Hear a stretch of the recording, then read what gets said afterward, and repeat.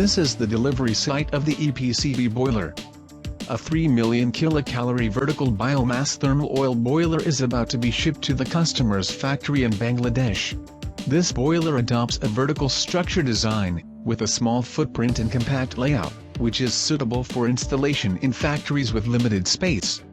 The boiler adopts high-efficiency coils, fast heat transfer, high thermal efficiency, and sustainable and stable heating.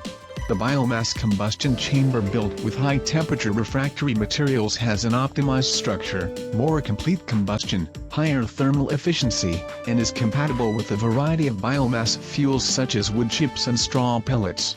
In order to meet local environmental protection requirements, we have configured a spray wet dust collector, which can effectively remove dust and particulate matter in the flue gas through multi-stage water curtains and sprays, and meet emission standards. The system also integrates an air preheater, which uses the waste heat of the flue gas to preheat the combustion air, which not only improves the combustion efficiency, but also significantly saves energy and reduces consumption. The matching oil distribution cylinder can evenly distribute the heat transfer oil and improve the stability of the system operation.